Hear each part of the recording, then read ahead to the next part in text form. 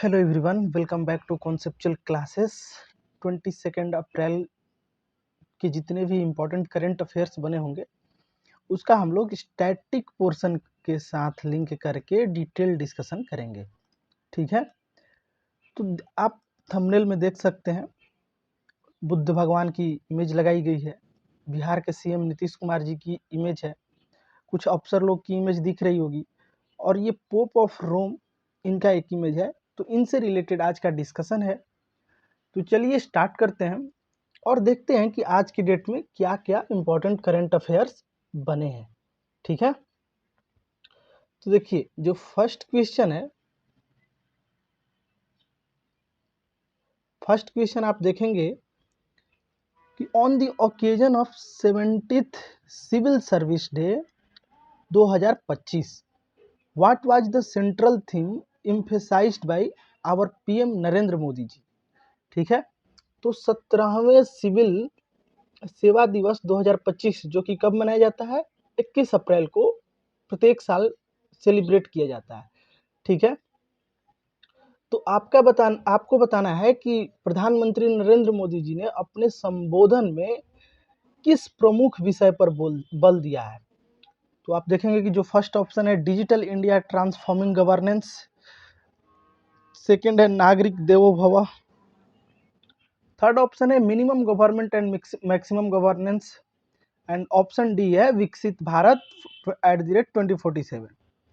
तो जो इसका करेक्ट आंसर आप देखेंगे, इसका करेक्ट आंसर हो जाएगा नागरिक देवो भव। तो ये जो बात बोले हैं मोदी जी, जैसे हम लोग अतिथि देवो भव का कंसेप्ट दिया गया था, जैसे कि अतिथि को भगवान का दर्जा दिया गया था, उसी तरह नागरिक को भगवान की तरह देखना चाहिए। किस अब सिविल सर्विस में जो भी लोग हैं, ठीक है, तो ये चीजें उन्होंने बोला है। अब इससे रिलेटेड हम लोग थोड़ा सा फैक्ट डिस्कस कर लेते हैं। ठीक है, तो आप देखेंगे कि सिविल सर्विस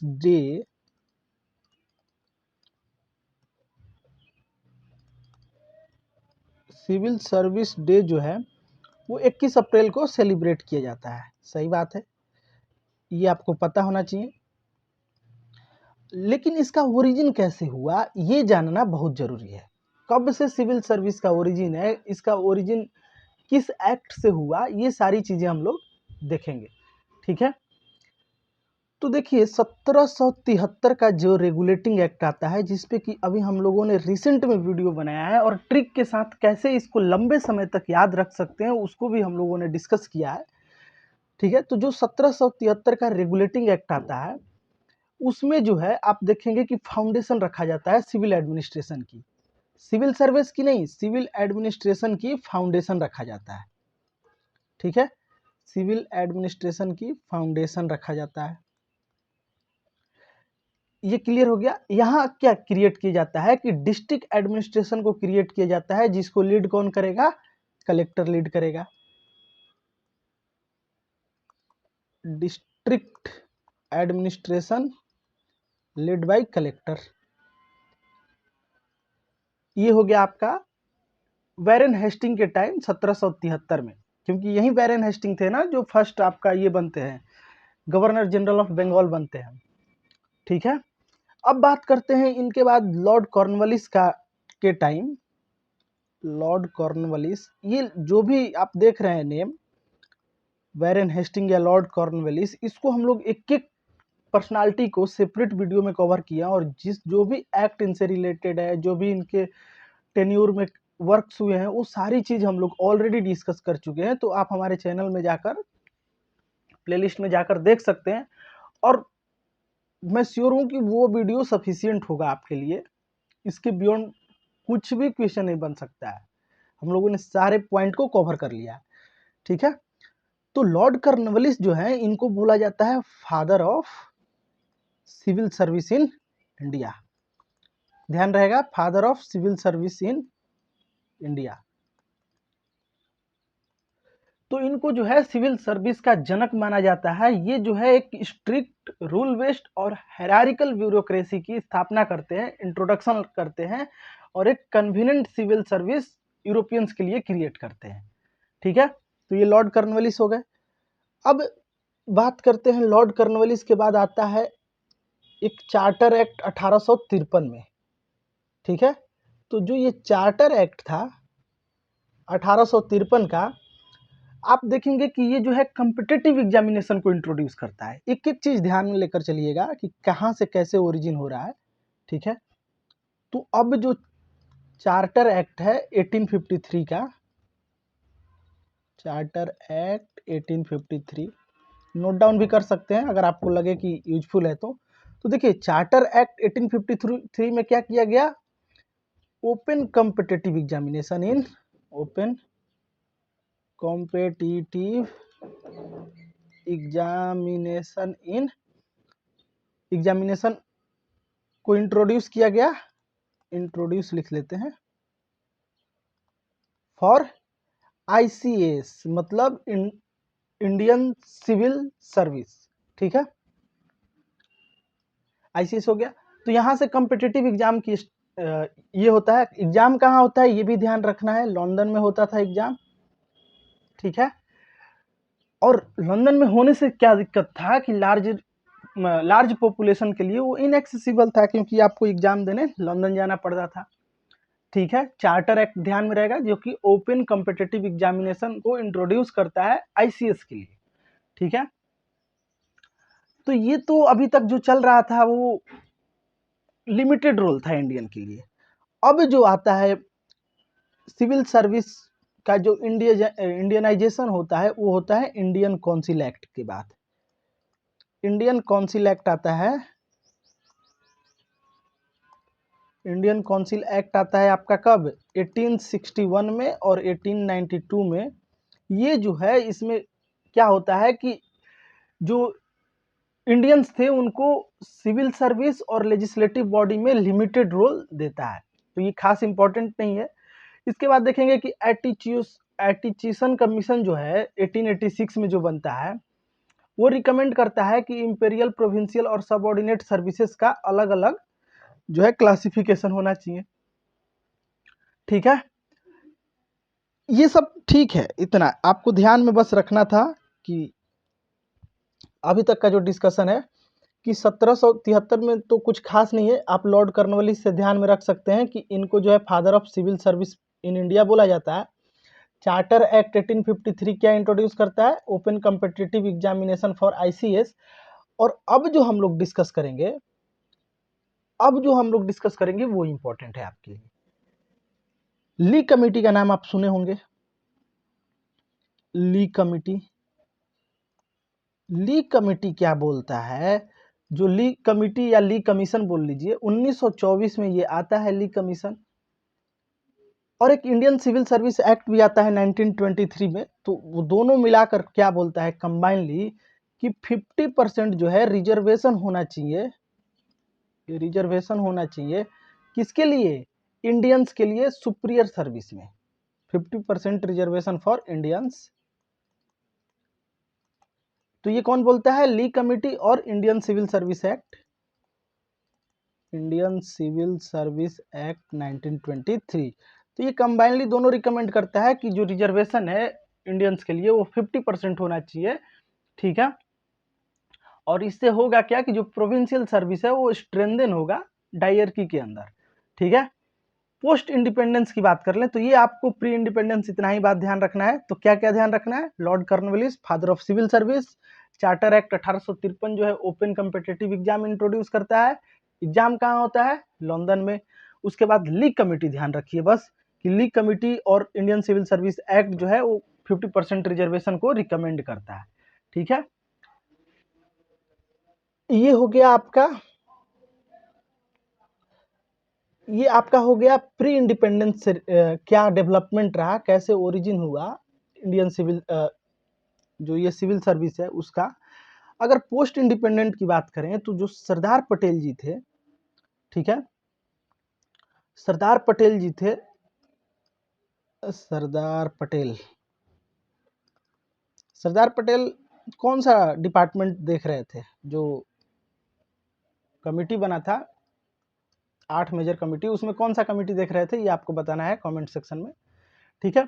उसके बाद ये जो सरदार पटेल जी हैं ये बोलते हैं सिविल सर्वेंट को steel frame of India, steel frame of India. ठीक है, ये भी ध्यान में रखिएगा। अब ओरिजिन कौन कैसे होता है, तो आर्टिकल 312 के तहत पार्लियामेंट जो है, पार्लियामेंट क्या है, इम्पावर्ड है, empowered to create all India services, empowered to create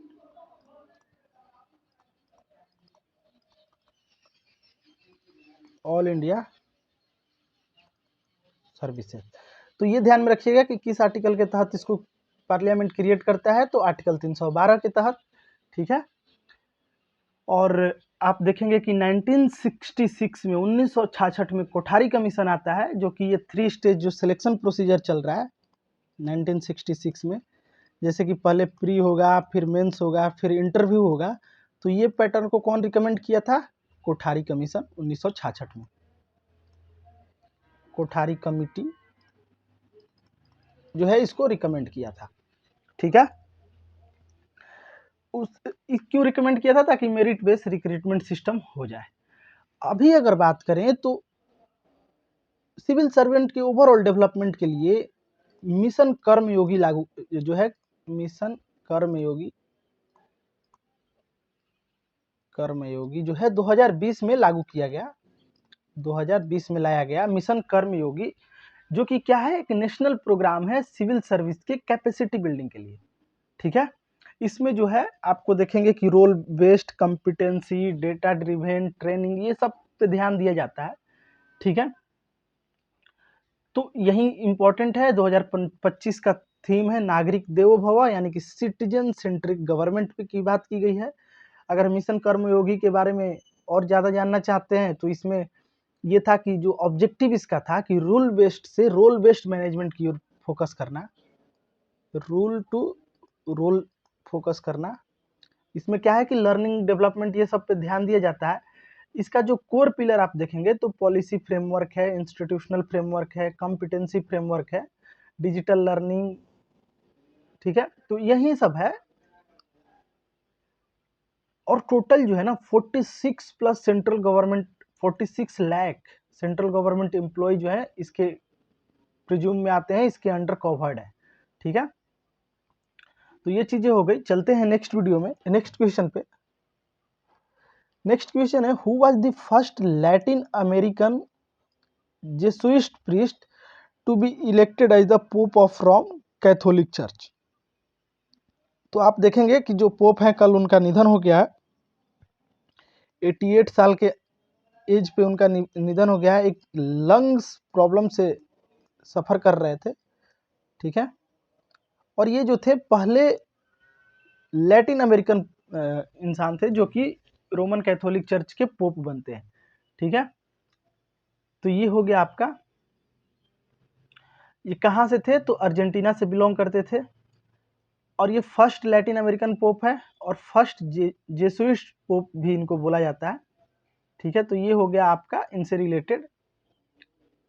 pope Francis, जिनका कि रियल नेम क्या है अगर आप देखेंगे, पोप फ्रांसिस तो ऑप्शन सी सही हो जाएगा, लेकिन इनका रियल नेम है जॉर्ज मैरियो बेरगोग्लियो। ठीक है। तो जॉर्ज मैरियो बेरगोग्लियो जो है इनका ये है, ये हो गया। अब इसमें क्या होता है कि ये जो पोप होते हैं वो वेटिकन सिटी, जो सबसे स्मॉलेस्ट कंट्री है, तो वेटिकन सिटी उसके हेड होते हैं, वेटिकन सिटी को हेड होते हैं ये। ठीक है। स्मॉलेस्ट कंट्री है और इंडिपेंडेंट सोवरेन सिटी स्टेट है आपका वेटिकन सिटी। ठीक है। तो ये सब हो गया। कुछ इलेक्शन का भी इसका मतलब प्रोसेस होता है, जो आप देखेंगे कि 16 चैपल वेटिकन सिटी में इलेक्शन कराया जाता है, जिसमें कि 2/3 मेजोरिटी रिक्वायर होती है। ठीक है। तो ये ध्यान में आप रख सकते हैं कि ये कहाँ के थे, तो ये अर्जेंटीना के थे, अर्जेंटीना के थे। फर्स्ट जो है आप देखेंगे कि लैटिन अमेरिकन पोप बने थे, 28 साल की उम्र में इनका निधन हो गया। चलते हैं नेक्स्ट क्वेश्चन पे।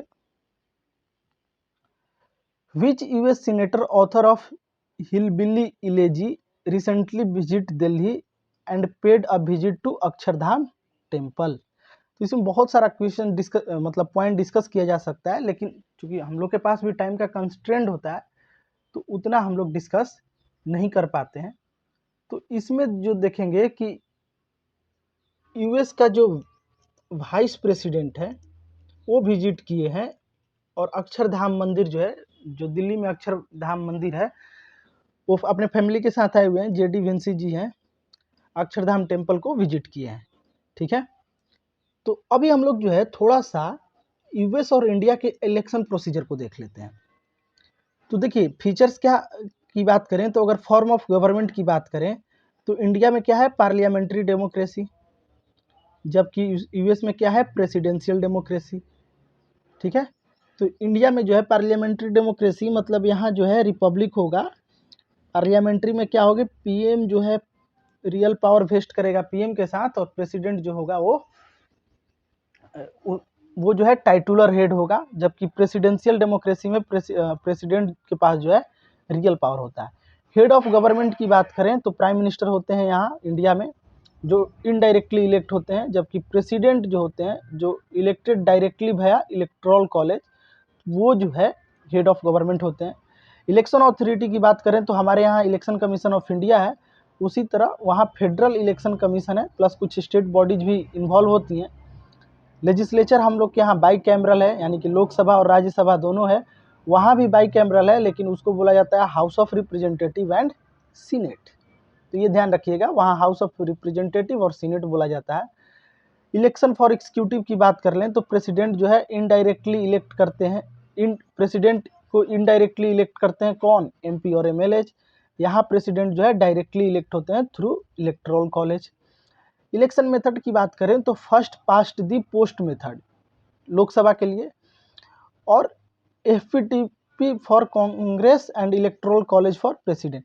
तो फर्स्ट पास्ट दी पोस्ट मेथड का मतलब होता है कि जो भी सबसे ज़्यादा परसेंटेज का वोट लाया है, अगर एक वोट भी ज़्यादा है तो वो चुनाव जीत गया। ठीक है, टेन्योर की बात करें तो हमारे यहाँ 5 साल होता है, जबकि यूएसए में 4 साल का टेन्योर होता है। हमारे यहाँ मल्टी पार्टी सिस्टम है, वहाँ 2 ही पार्टी डोमिनेट करती है, एक डेमोक्रेट्स और दूसरा रिपब्लिकन। इलेक्शन जो है प्रत्येक 5 साल पे होता है, अर्लियर भी हो सकता है अगर लोकसभा डिजॉल्व हो जाए। वहाँ जो प्रेसिडेंशियल इलेक्शन होगा वो एवरी 4 ईयर पर होगा, और mid term every 280 years, 2 years, every 2 years. ठीक है, वोटिंग एज हमारे यहाँ भी 18 साल है, वहाँ भी 18 साल है। वोटर रजिस्ट्रेशन ये सब चीज़ें काम की नहीं है, तो इसको आप स्किप कर सकते हैं। हम लोग के यहाँ जो देखिए सबसे ज़्यादा कन्फ्लिक्टिंग पॉइंट ये है कि हम लोग के यहाँ ईवीएम से वोटिंग होता है, जबकि वहाँ जो है पेपर बैलेट से मोस्टली वोटिंग होता है। ठीक है, इलेक्ट्रॉनिक यूज का लिमिटेड यूज होता है, क्योंकि वो लोगों को पता है कि कैसे मिसयूज किया जा सकता है। ठीक है, चलते हैं नेक्स्ट क्वेश्चन पे। नेक्स्ट क्वेश्चन है, India pharmaceutical export reach a record 13.47 billion in financial year 2024-25। What was the percentage growth compare to physical year. तो देखिए फार्मा सेक्टर में इंडिया जो है अच्छा ग्रोथ कर रहा है। ठीक है, लेकिन सबसे इशू की चीज़ है कि जो हम लोग जो भी मेडिसिन बनाते हैं उसका जो इंग्रेडिएंट है वो हम लोग चाइना से इंपोर्ट कर रहे हैं। अभी देखिए कल का ही न्यूज है कि चाइना का जो जिस तरह से बिहेवियर देखने को मिल रहा है वर्ल्ड वाइड, जैसे चाइना और अमेरिका का अमेरिका का जो ट्रैफिक वार चल रहा है, ट्रैफिक वार, और जिस तरह से हमारा जो है इंपोर्ट बढ़ रहा है, इंपोर्ट डिपेंडेंसी चाइना पे बढ़ रहा है, उसको देखते हुए हम लोगों को थोड़ा सा सोचने की ज़रूरत है कि कहीं अगर चाइना और इंडिया में भी सेम ट्रैफिक वार छिड़ गया तो हम लोगों की जो डिपेंडेंसी है वो पूरे इंडिया को लाइक एक प्रेशर में ला सकता है, और यहाँ आपको जो है इन्फ्लेशन देखने को मिल सकता है, काफ़ी लार्ज इन्फ्लेशन। ठीक है, तो ये सारी चीज़ों को देखते हुए हम लोगों को डिपेंडेंसी जो है उसको डिस्ट्रीब्यूटेड फॉर्म में रखना चाहिए, यानी किसी एक कंट्री पे डिपेंडेंट होने की जगह मल्टी कंट्री पे अगर आप रहेंगे, डाइवर्स कंट्री पे रहेंगे, तो एक कंट्री अगर ट्रैफिक वार छेड़ता भी है तो भी उससे कोई ज़्यादा फर्क नहीं पड़ेगा। तो अभी आप देखेंगे कि जो इंक्रीजमेंट देखने को मिल रहा है वो 9.4% का इंक्रीमेंट है, और ये टोटल जो एक्सपोर्ट हो गया है अब $30 बिलियन के आसपास हो चुका है। ठीक है, $30 बिलियन को पार कर गया है, तो ये ध्यान में रख सकते हैं। लास्ट ईयर यानी कि 23-24 में ये 27.5 था, अभी 9% की इंक्रीमेंट देखने को मिला है और 30 बिलियन जो है डॉलर रीच कर गया है। नेक्स्ट क्वेश्चन पे चलते हैं। Which Indian state has recently launched Mahila Samvad campaign, Mahila Samvad campaign to empower women through dialogue and awareness. तो किस भारतीय राज्य ने हाल ही में महिलाओं को संवाद और जागरूकता के माध्यम से सशक्त बनाने के लिए महिला संवाद यात्रा शुरू किया है? तो इसका करेक्ट आंसर हो जाएगा option number C, Bihar. Bihar जो है महिलाओं के लाइक अपलिफ्टमेंट के लिए एक ऐसा मात्र राज्य है जो हर एक पॉसिबल जो है निर्णय लेता है, डिसीजन लेता है। ठीक है, आप रिजर्वेशन की बात करें, सबसे पहले रिजर्वेशन महिलाओं को देने वाला राज्य बिहार है। ठीक है, उसके बाद टाइम टू टाइम जो है यहाँ के जो चीफ मिनिस्टर है वो महिलाओं के साथ डायरेक्ट कनेक्ट होते हैं। इनके लिए एक जीविका सेल्फ हेल्प ग्रुप इस्टेब्लिश किए थे, जो आज की डेट में सबसे बड़ा सेल्फ हेल्प ग्रुप हो चुका है, और इसको भारत सरकार आजीविका नाम से चला रहा है, आजीविका। तो कुछ ऐसी योजनाएं हैं जो काफ़ी जो है एक विजनरी लीडर की जो योजनाएं होती है वो दिखती है। अगर आप बात कर लें यहीं पे, अगर हम लोग देख लें, अच्छा चलिए नेक्स्ट स्लाइड पे शायद मैंने पेज अच्छा नहीं ऐड किए हैं। जैसे हम लोग क्या करते हैं, जो भी स्टेट आता है उसका जो है नेशनल पार्क और जो फोक डांसेस है या फेस्टिवल्स है उसको हम लोग देख लेते हैं, क्योंकि वनडे एग्जाम्स के लिए क्वेश्चंस जो है डायरेक्ट बन जाता है। ठीक है, तो अगर बात करें यहाँ की नेशनल पार्क की, तो एक ही नेशनल पार्क है बिहार में और उसका नाम है वाल्मीकि नेशनल पार्क। क्या नाम है? Valmiki national park. ये वाल्मीकि नेशनल पार्क आपको कहाँ देखने को मिल जाएगा? तो इससे पहले जो है वाल्मीकि टाइगर रिजर्व था, टाइगर रिजर्व है, उसी का ये पार्ट है। और ये जो वाल्मीकि टाइगर रिजर्व है वो 18th टाइगर रिजर्व है, टाइगर रिजर्व है, इसी का पार्ट है वाल्मीकि नेशनल पार्क। ठीक है, अब यहाँ पर जो है आपको बंगाल टाइगर्स, लियोपार्ड, एलिफेंट्स ये सब आपको देखने को मिल जाएगा, और ये है कहाँ? वेस्ट चंपारण में। ठीक है, वेस्ट चंपारण में है। वाइल्ड लाइफ सेंचुरी की बात कर लें तो वाइल्ड लाइफ सेंचुरी आप देखेंगे वाल्मीकि वाइल्ड लाइफ सेंचुरी है, कैमूर वाइल्ड लाइफ सेंचुरी है। भागलपुर जो इम्पोर्टेंट है उसको हम लोग डिस्कस कर लेते हैं। Bhagalpur Vikramshila Gangetic dolphin century important है, क्योंकि ये कंजर्वेशन स्टेटस है, मतलब कंजर्वेशन करने के लिए जो गैंगेटिक डॉल्फिन का कंजर्वेशन करने के लिए ये स्टार्ट किया गया था। ठीक है, डॉल्फिन क्या है? नेशनल एक्वेटिक एनिमल है, ये भी ध्यान में रखना है। और इसका जो स्टेटस था इंडेंजर्ड था, तो इसी को प्रोटेक्ट करने के लिए Bhagalpur Vikramshila Gangetic dolphin century की स्थापना की गई। उसके बाद देखेंगे Gautam Buddha wild life sanctuary है, जो गया और नवादा में है। कांवर लेक कहाँ है? तो कांवर लेक बेगूसराय में है। कांवर लेक, कांवर लेक कहाँ है? बेगूसराय में है, जो कि एशिया का largest fresh water oxbow lake है। ध्यान रहेगा, इंडिया का largest fresh water oxbow lake है, ये ध्यान में रखिएगा। ठीक है, उसके बाद एक उदयपुर वाइल्ड लाइफ सेंचुरी है, जो कि वो भी कहाँ है? वेस्ट चंपारण में है। ये क्लियर हो गया, नेशनल पार्क एक ही है, ध्यान में रखना है। और कुछ कुछ बातें हैं जो डिस्कस करनी है, उसको कर लेते हैं जल्दी जल्दी।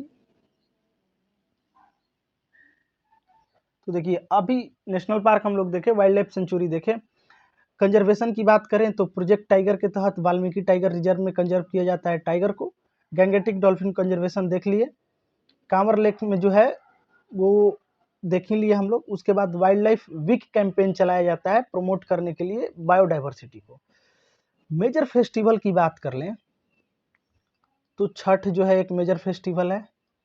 उसके बाद सामा चाकेवा, सामा चाकेवा जो है मैथिली रीजन में सिबलिंग लव को दिखाने के लिए, भाई बहन के प्यार को दिखाने के लिए सामा चाकेवा जो है सेलिब्रेट किया जाता है मिथिला रीजन में,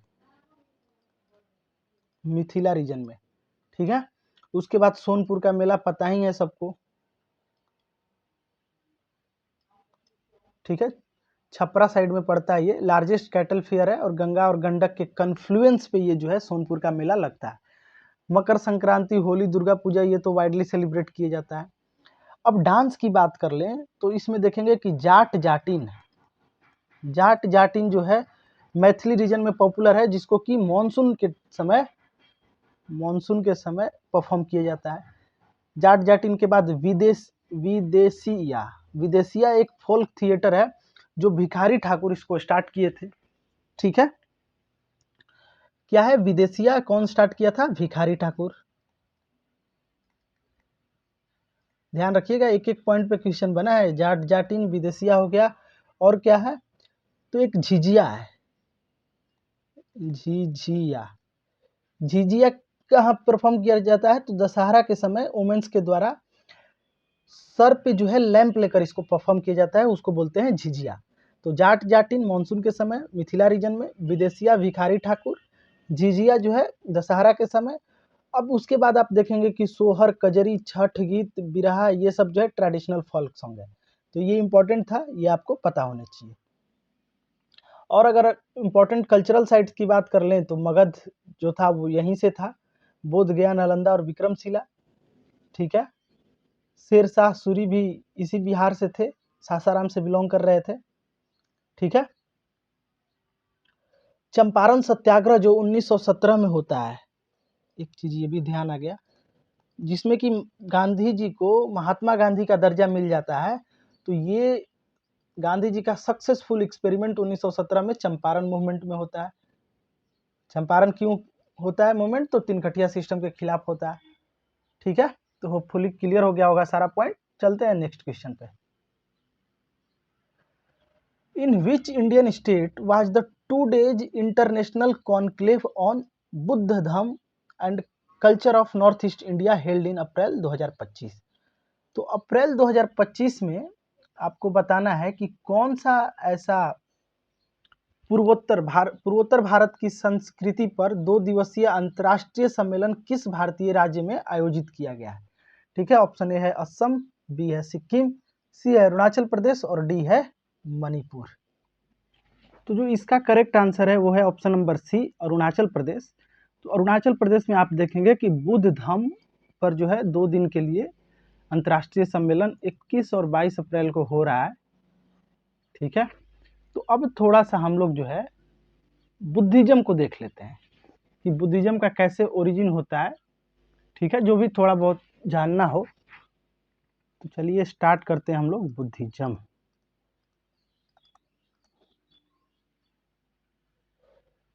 ठीक है, तो आप देखेंगे कि जो सिद्धार्थ थे, जो गौतम बुद्ध थे, वो इसको स्टार्ट करते हैं।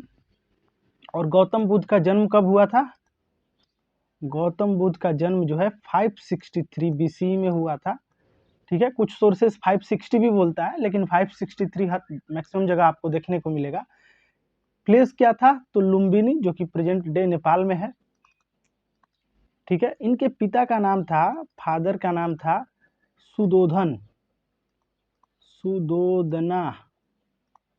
सुदोदना थे फादर, जो कि एक रूलर थे शाक्य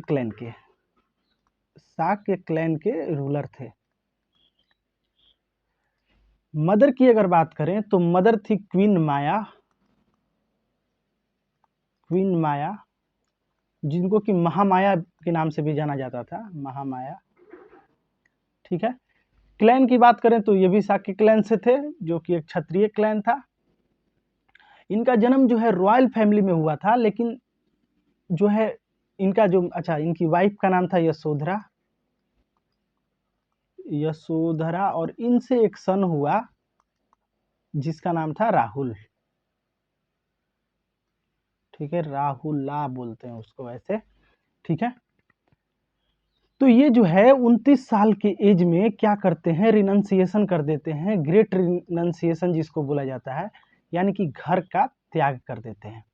ठीक है, और इस घर त्यागने का के प्रोसेस को बुद्धिज्म में क्या बोला गया है, महाभिनिष्कर्मा कर्मणा। ठीक है, महाभिनिष्कर्मणा। ओके, एक सेकेंड।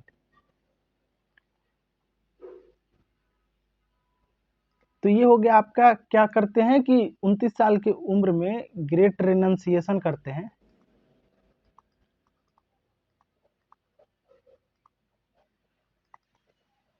और इसी को बुद्धिज्म में क्या बोला गया है, इसी को बोला गया है महाभिनिष्कर्मणा। ध्यान रहेगा, महाभिनिष्कर्मणा। एक्चुअली होता क्या है, ये 4 साइड्स को देखते हैं, एक ओल्ड मैन, एक सिक मैन, एक डेड मैन और एक एसेटिक को। ठीक है, यानी कि एक बूढ़ा आदमी, एक बीमार आदमी, एक मरा हुआ आदमी और एक जो है भगवान में भरोसा नहीं करने वाला आदमी। ठीक है, तो ये सब चीजें देखकर क्या करते हैं, वो अपने फैमिली को छोड़ देते हैं और आंसर ढूंढने के लिए निकल जाते हैं कि ये जो ह्यूमन का जो सफरिंग है, इसका रीजन क्या है, सब लोग क्यों सफर कर रहा है। बूढ़े आदमी का अलग प्रॉब्लम है, जो बीमार आदमी है उसका अलग प्रॉब्लम है, जो मर गया उसका अलग दुख है, और जो अंधविश्वासी है उसका अलग ही दुख है। तो इस खोज में निकलने के बाद, बहुत मेडिटेशन, इनलाइटनमेंट मेडिटेशन करने के बाद इनका जो है बोधि ट्री बोध गया में 35 वर्ष की उम्र में, 35 वर्ष की उम्र में बोधि ट्री बोध गया में इनको जो है इनलाइटनमेंट प्राप्त होता है। क्या होता है, इनलाइटेंड हो जाते हैं, इनलाइटनमेंट प्राप्त हो जाता है, ज्ञान की प्राप्ति हो जाती है। ठीक है, तो ये ध्यान में रखिएगा 35 साल की उम्र में। अब बोधि ट्री क्या सिंबलाइज करता है, तो इनलाइटनमेंट को ये भी ध्यान रखना है। ठीक है, अब बुद्धा की टीचिंग्स की बात कर लें तो 4 नोबल ट्रूथ की बात इन्होंने की है। उससे पहले इसको छोटा कर लिया जाए। ठीक है,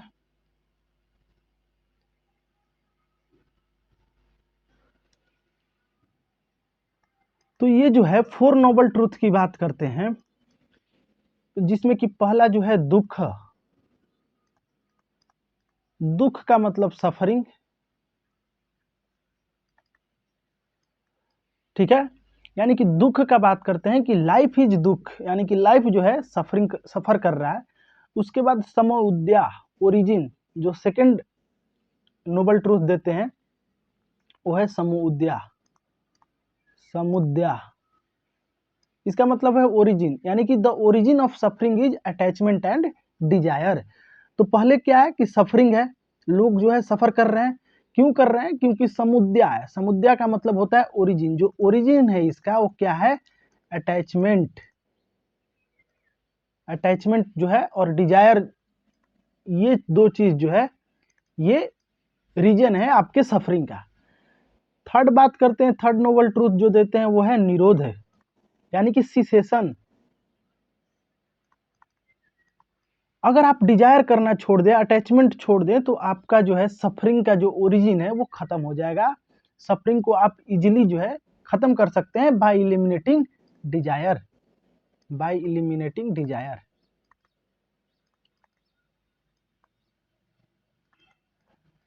और उसके बाद जो फोर्थ नोबल ट्रूथ है वो है मग्ग। मग्ग मतलब पाथ है, यानी कि the way to end suffering is through the 8 fold path. इसके बाद जो है ये 8 फोल्ड पाथ देते हैं और ये बताते हैं कि जो भी इस 8 फोल्ड पाथ को फॉलो करेगा उसका जो सफरिंग है वो खत्म हो जाएगा। यानी कि 4 नोबल ट्रूथ क्या देते हैं, तो उसमें देखेंगे कि पहला जो है दुख, यानी कि रीजन ऑफ सफरिंग, जो सफर कर रहे हैं पीपुल, उसके बारे में बात करते हैं।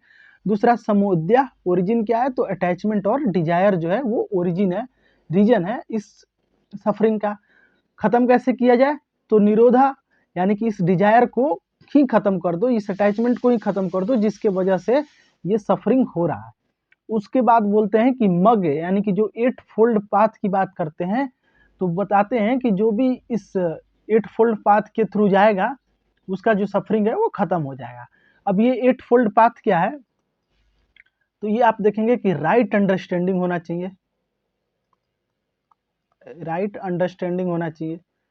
ये अंडरस्टैंडिंग ऐसा टर्म है जिसकी वजह से आज के डेट में मैक्सिमम रीजन है सफरिंग का। लोग समझने को तैयार ही नहीं है, या फिर जो है कुछ और समझ ले रहे हैं। तो ये एक चीज हो गई राइट अंडरस्टैंडिंग। उसके बाद हो गया आपका राइट थॉट, आपका जो विचार है वो सही होना चाहिए। फिर आप देखेंगे कि राइट स्पीच, जो भी बोले वो सही बोले, जो भी एक्शन ले राइट एक्शन, वो सही एक्शन ले। उसके बाद जो लाइवलीहुड है, आप जो जीवन जी रहे हैं वो सही तरीके से जिए, और जो भी कोशिश करें ना वो राइटली कोशिश करें, ठीक है। और लेकिन हालांकि ये भी कभी कभी लोगों को गलत लग जाता है, अगर आप राइट वे में भी एफर्ट्स लगा रहे हैं, चीज़ों को सही करने की कोशिश कर रहे हैं, फिर भी कुछ लोग उसको गलत प्रूफ कर देते हैं। और ठीक है, क्योंकि सबका अलग अलग थिंकिंग है, तो उसमें आप कुछ कर नहीं सकते हैं। टाइम है, टाइम के अकॉर्डिंग सब लोगों को समझ आ जाता है। ये राइट एफर्ट्स हो गया। उसके बाद राइट जो है माइंडफुल होना चाहिए, माइंडफुलनेस, और राइट कंसंट्रेशन होना चाहिए, यानी कि जो भी करें ना वो फुल्ली कंसंट्रेशन के साथ सही डायरेक्शन में करें, ठीक है। तो 8 फोल्ड पाथ की बात करें, क्विक रिवीजन कर लेते हैं। फादर का नाम क्या था? सुदोधना शाक्य क्लैन से थे। मदर का नाम था माया, जिसको कि महामाया भी बोला जाता है। वाइफ यशोधरा, बेटा राहुल। 29 साल की उम्र में क्या करते हैं? घर छोड़ देते हैं, जिसको कि ग्रेट रिनंसिएशन बोला जाता है। उसको महाभिनिष्क्रमा भी बोला जाता है। 35 साल की उम्र में इनको इनलाइटनमेंट प्राप्त होती है। कहाँ प्राप्त होती है? तो बोध गया के बोधि ट्री के पास। उसके बाद ये 4 नोबल ट्रूथ देते हैं, जिसमें बताते हैं कि दुख यानी कि सफरिंग का पीपल जो है सफर कर रहे हैं, उसका रीजन क्या है? तो रीजन है अटैचमेंट और डिजायर। इसको खत्म कैसे किया जाए? तो निरोध सिसेशन के थ्रू, यानी कि इलिमिनेट कर दीजिए डिजायर और अटैचमेंट को खत्म कर दीजिए, अपने आप आपकी सफरिंग जो है खत्म हो जाएगी। इसके बाद बात करते हैं मग यानी कि पाथ, यानी कि अगर आपको अपनी सफरिंग खत्म करनी है तो जो 8 फोल्ड पाथ बताए हैं उसके थ्रू आपको जाना पड़ेगा। और इस 8 फोल्ड पाथ में क्या है कि आपको राइट अंडरस्टैंडिंग होनी चाहिए, राइट थॉट होना चाहिए, राइट स्पीच होना चाहिए, राइट एक्शन होना चाहिए, राइट लाइवलीहुड होना चाहिए, राइट इफर्ट होना चाहिए, राइट माइंडफुलनेस होना चाहिए, और राइट कंसंट्रेशन होना चाहिए। तो जो भी इस 8 फोल्ड पाथ को फॉलो करेगा, उसकी जो प्रॉब्लम्स है वो ऑलरेडी कम हो जाएगा, ठीक है। तो ये चीजें हो गई। अब बात कर लेते हैं बुद्धिज्म के सिंबल्स की, जो हर एक पॉइंट पे दिया गया था, और इसको करते हैं इरेज। जैसे घर से निकले तो क्या, जो रिनंसिएशन किए ना, जिसको महाभिनिष्क्रमा बोला गया, तो उसको किस सिंबल से रिप्रेजेंट करते हैं, ये सारी चीजें आपको पता होना चाहिए। तो देखिए, लोटस जो है, लोटस ये क्या है? ये प्यूरिटी और स्पिरिचुअल अवेकनिंग की बात करता है। जो बुद्धा का जो टीचिंग था उसके लिए लोटस यूज किया जाता है। तो बुद्धा टीचिंग, ठीक है। व्हील ऑफ धर्मा, जिसको कि धर्म चक्र भी बोलते हैं,